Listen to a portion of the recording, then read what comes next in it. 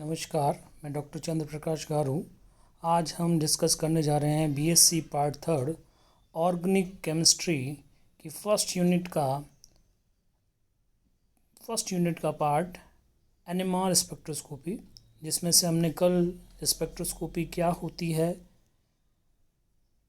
विद्युत चुम्बकीय विकिरण क्या होती है, विद्युत चुम्बकीय स्पेक्ट्रम क्या है, उसके बारे में डिस्कस किया था। आज हम डिस्कस करने जा रहे हैं एनएमआर स्पेक्ट्रा का सिद्धांत। आपको पता है एनएमआर स्पेक्ट्रोस्कोपी का मतलब है नाभिकीय चुंबकीय अनुनाद स्पेक्ट्रोस्कोपी। ये टर्म्स हमने कल डिस्कस की थी। नाभिकीय का अर्थ है नाभिकीय चक्रण से रिलेटेड फिनोमिना है। चुंबकीय बाह्य चुंबकीय क्षेत्र की उपस्थिति में ही यह फिनोमिना दिखाई देती है। अनुनाद एक अवस्था है जिसमें अल्फ़ा और बीटा स्पिन स्टेट यानी कि नाभिकीय चक्रण अवस्थाओं के बीच का जो ऊर्जा अंतर है वो रेडियो विकिरणों की ऊर्जा से मैच करता है। इस अवस्था में आपको अवशोषण देखने को मिलता है और अवशोषण के करस्पॉन्डिंग एक पीक और या शिखर आपको दिखाई देता है, जिसे एनएमआर स्पेक्ट्रम आप कहते हैं। तो एनएमआर स्पेक्ट्रा के सिद्धांत को हम डिस्कस करेंगे। इस सिद्धांत में हम डिस्कस करेंगे कि किस तरह से अल्फ़ा और बीटा स्पिन स्टेट प्राप्त होती है, ये नाभिकीय चक्रण अवस्थाएं किस तरह से प्राप्त होती है। हम जानते हैं कि नाभिक में प्रोटॉन पाए जाते हैं, यानी कि नाभिक आवेशित होता है, और जब कोई आवेशित कण गति करता है तो वो विद्युत तथा चुंबकीय क्षेत्र उत्पन्न करता है। तो नाभिक जब अपनी अक्ष पर चक्रण करता है, स्पिन करता है, तो उसके चारों ओर चुंबकीय क्षेत्र उत्पन्न होता है। ये चुंबकीय क्षेत्र उत्पन्न होने के कारण आपका नाभिक स्पिनिंग न्यूक्लियाई एक टिनी बार मैग्नेट की तरह व्यवहार करता है। इस चुंबकीय क्षेत्र का सामर्थ्य चुंबकीय आघूर्ण के रूप में मापा जाता है। चुंबकीय आघूर्ण एक सदिश राशि है जिसका परिमाण और दिशा दोनों आवश्यक होते हैं। ये जो चुंबकीय आघूर्ण जो कि वेक्टर है, ये बाह्य चुंबकीय क्षेत्र की अनुपस्थिति में रैंडमली अरेंज्ड होते हैं। देखिए, एक सैंपल है, एक सैंपल के अंदर कई सारे प्रोटॉन, एक मॉलिक्यूल के अंदर कई सारे प्रोटॉन होंगे, और यदि हम सैंपल की बात करें तो सैंपल के असंख्य अणु होंगे और अणुओं के अंदर कई सारे प्रोटॉन होंगे।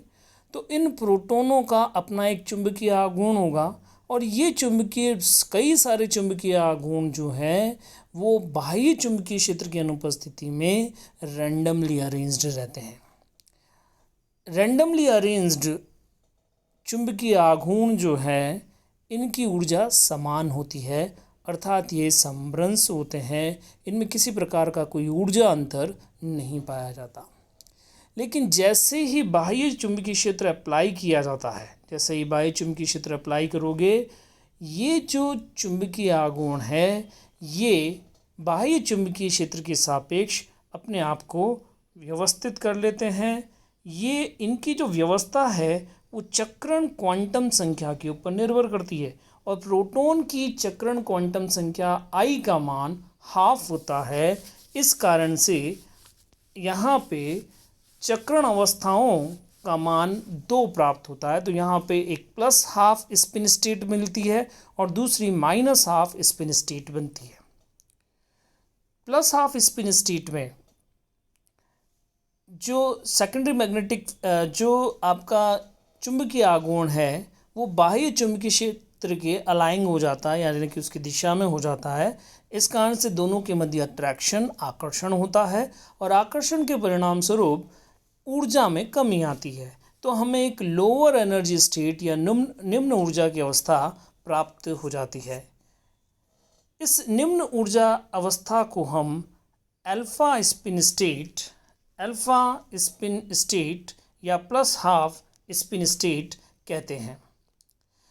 इसके बाद में कुछ दूसरी व्यवस्था माइनस हाफ अलाइनमेंट है, जिसके अंदर आपका जो मैग्नेटिक मोमेंट है वो एक्सटर्नल मैग्नेटिक फील्ड या बाह्य चुंबकीय क्षेत्र के सापेक्ष विपरीत अलाइंग हो जाता है, यानी कि वो उसकी विपरीत दिशा में व्यवस्थित हो जाता है। इस व्यवस्था के कारण परिणाम स्वरूप प्रतिकर्षण होता है और प्रतिकर्षण होने के कारण ऊर्जा में वृद्धि हो जाती है। ऊर्जा में वृद्धि के कारण एक उच्च ऊर्जा की अवस्था प्राप्त होती है जिसे हम बीटा स्पिन स्टेट या माइनस हाफ स्पिन स्टेट कहते हैं। इस प्रकार हमारे पास दो ऊर्जा अवस्थाएं प्राप्त हो जाती है, plus half spin state and minus half spin state, alpha चक्रण अवस्था तथा बीटा चक्रण अवस्था। अल्फा और बीटा चक्रण अवस्थाओं के मध्य का ऊर्जा अंतर क्वांटाइज्ड होता है, यानी कि फिक्स होता है। एक पर्टिकुलर मैग्नेटिक फील्ड एक सामर्थ्य के अंदर अल्फा और बीटा स्पिन स्टेट के बीच का ऊर्जा अंतराल जो है वो फिक्स पाया जाता है। अगर एक्सटर्नल मैग्नेटिक फील्ड का सामर्थ्य बढ़ाओगे तो अल्फा और बीटा स्पिन स्टेट के बीच का जो एनर्जी गैप है वो भी इंक्रीज होता चला जाएगा।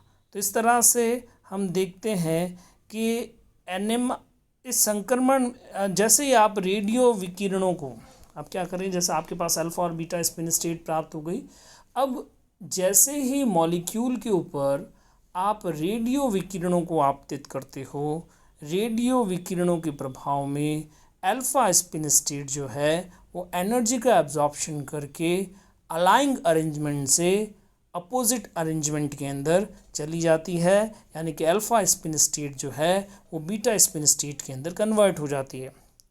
तो अल्फा का बीटा स्पिन स्टेट के अंदर कन्वर्जन फ्लिपिंग कहलाता है और इस फ्लिपिंग के दौरान ऊर्जा का अवशोषण होता है, रेडियो वेव विकिरणों को अवशोषित किया जाता है। अब इस अवशोषण के करस्पॉन्डिंग हमको एक पीक दिखाई देती है, एक शिखर दिखाई देता है जिसे हम NMR सिग्नल या NMR शिखर कहते हैं। तो इस प्रकार से आपको NMR स्पेक्ट्रम प्राप्त होता है।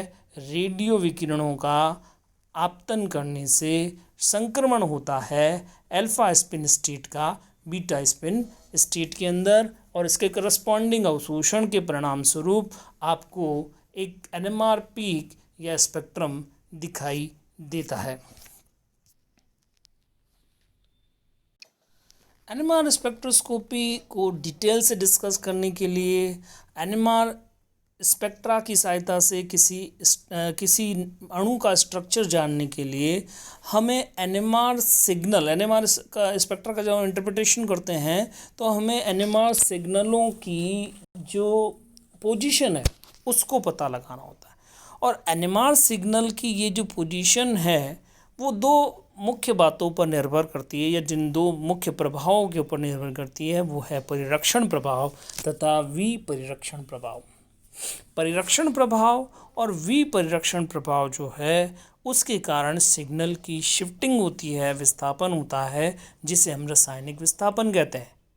और इस रासायनिक विस्थापन के आधार पर हम किसी मॉलिक्यूल में उपस्थित प्रोटॉनों के प्रकार के बारे में पता लगा सकते हैं।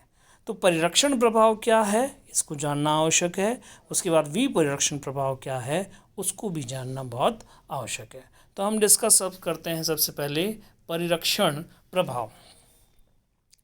अब नाभिक की यदि हम बात करें तो नाभिक, जैसे प्रोटॉन का नाभिक है, ये सीधे ही बाह्य चुंबकीय क्षेत्र के प्रभाव में नहीं होता। हम जानते हैं कि प्रोटॉन जो है वो परमाणविक अवस्था के अंदर नहीं होकर अणु में बंधित अवस्था में पाया जाता है, यानी कि प्रोटॉन कार्बन के साथ जुड़ा होगा, प्रोटॉन ऑक्सीजन के साथ जुड़ा होगा, या प्रोटॉन नाइट्रोजन के साथ जुड़ा हो सकता है, तो वो बॉन्डेड होगा। और बॉन्डेड होने के कारण जो प्रोटॉन का नाभिक है उसके चारों ओर सिग्मा इलेक्ट्रॉन पाए जाते हैं। ये जो सिग्मा इलेक्ट्रॉन है, आप जानते हैं कि इलेक्ट्रॉन भी अपनी एक्सिस के ऊपर स्पिन करता है, तो ये सिग्मा इलेक्ट्रॉनों की स्पिनिंग होती है और इस सिग्मा इलेक्ट्रॉनों की स्पिन के कारण फिर चुंबकीय क्षेत्र उत्पन्न होगा जिसे हम द्वितीयक चुंबकीय क्षेत्र कहते हैं। ये जो द्वितीयक चुंबकीय क्षेत्र है, ये द्वितीयक चुंबकीय क्षेत्र बाह्य चुंबकीय क्षेत्र का विरोध करता है। तो इस प्रकार जितना बाह्य चुंबकीय क्षेत्र आपने लगाया उतना बाह्य चुंबकीय क्षेत्र नाभिक को अनुभव नहीं होगा, क्योंकि उसका कुछ भाग जो है वो द्वितीयक चुंबकीय क्षेत्र द्वारा विरोध किया जाएगा। तो इस प्रकार हम कह सकते हैं कि इलेक्ट्रॉनिक स्पिन के कारण जो द्वितीयक चुंबकीय क्षेत्र उत्पन्न हो रहा है वो नाभिक को शील्ड कर रहा है, नाभिक को परिरक्षित कर रहा है। किससे परिरक्षित कर रहा है? नाभिक को परिरक्षित कर रहा है किससे? बाह्य चुंबकीय क्षेत्र से। तो ये जो घटना है, ये जो परिकल्पना है, इसे हम परिरक्षण प्रभाव कहते हैं। शील्डिंग इफेक्ट इसे कहा जाता है। तो ये शील्डिंग इफेक्ट जो है उसके कारण जितना चुंबकीय क्षेत्र अनुनाद के लिए चाहिए उससे एक्स्ट्रा चुंबकीय क्षेत्र की आवश्यकता होती है, यानी कि उच्च चुंबकीय क्षेत्र में सिग्नल प्राप्त होता है। उच्च चुंबकीय क्षेत्र में सिग्नल प्राप्त होने का मतलब होता है कि आपका सिग्नल उच्च क्षेत्र में विस्थापित हो जाता है, यानी कि सिग्नल या एनएमआर शिखर, एनएमआर पीक विस्थापित हो जाती है अपफील्ड या उच्च क्षेत्र में। तो जब कभी भी परिरक्षण होगा उस कंडीशन में, उस अवस्था में आपको अपफील्ड शिफ्टिंग देखने को मिलेगी, यानी कि आपका एनएमआर सिग्नल उच्च क्षेत्र की ओर विस्थापित हो जाएगा। परिरक्षण प्रभाव को सिग्मा द्वारा दर्शाया जाता है। नाभिक द्वारा अनुभव किए गए चुंबकीय क्षेत्र तथा परिरक्षण पैरामीटर के बीच में संबंध दर्शाया गया है। H = H0 1 - सिग्मा, या H परिणामी चुंबकीय क्षेत्र है जो नाभिक द्वारा अनुभव किया जाता है। H0 बाह्य चुंबकीय क्षेत्र का सामर्थ्य है और सिग्मा परिरक्षण पैरामीटर या शील्डिंग पैरामीटर कहलाता है। तो इस तरह से परिरक्षण प्रभाव जो है उसके कारण सिग्नल अपफील्ड शिफ्टिंग दर्शाता है। अब सिग्मा का मान उच्च होने पर बाह्य चुंबकीय क्षेत्र का सामर्थ्य बढ़ाना पड़ता है। अनुनाद आवृत्ति को, अनुनाद की जो आवृत्ति है उसको हम एक सूत्र के द्वारा दर्शा सकते हैं। nu = γh/2π, यहाँ गामा गायरोमैग्नेटिक रेशियो कहलाता है। H प्रोटॉन द्वारा अनुभव किया जाने वाला चुंबकीय क्षेत्र है। चुंबकीय अनुनाद स्पेक्ट्रोस्कोपी में अनुनाद को दो प्रकार से प्राप्त किया जा सकता है। चुंबकीय क्षेत्र, पहला चुंबकीय क्षेत्र के सामर्थ्य को स्थिर रखकर आवृत्ति को धीरे धीरे परिवर्तित किया जाए, और आवृत्ति परिवर्तन के लिए आपको हर बार नए ऑसिलेटर की आवश्यकता पड़ती है। इस कारण से चुंबकीय क्षेत्र के सामर्थ्य को स्थिर रखकर आवृत्ति को परिवर्तित करके जो स्पेक्ट्रा प्राप्त किया जाता है उसकी कॉस्ट ज़्यादा प्राप्त होगी, क्योंकि आपको हर नई आवृत्ति के लिए एक नए ऑसिलेटर की आवश्यकता होगी। दूसरा है रेडियो विकिरणों की आवृत्ति को स्थिर रखकर चुंबकीय क्षेत्र के सामर्थ्य को धीरे धीरे परिवर्तित किया जाए। चुंबकीय क्षेत्र के सामर्थ्य को परिवर्तित करना आसान है। इसको स्पेक्ट्रोफोटोमीटर में लगी कॉइल, चुंबकीय कॉइल को घुमाकर प्राप्त किया जा सकता है, यानी कि चुंबकीय क्षेत्र का सामर्थ्य कैसे परिवर्तित किया जा सकता है? केवल कॉइल को घुमाकर। इस कारण से ये लो कॉस्ट स्पेक्ट्रम हम कह सकते हैं प्राप्त हो जाएगा।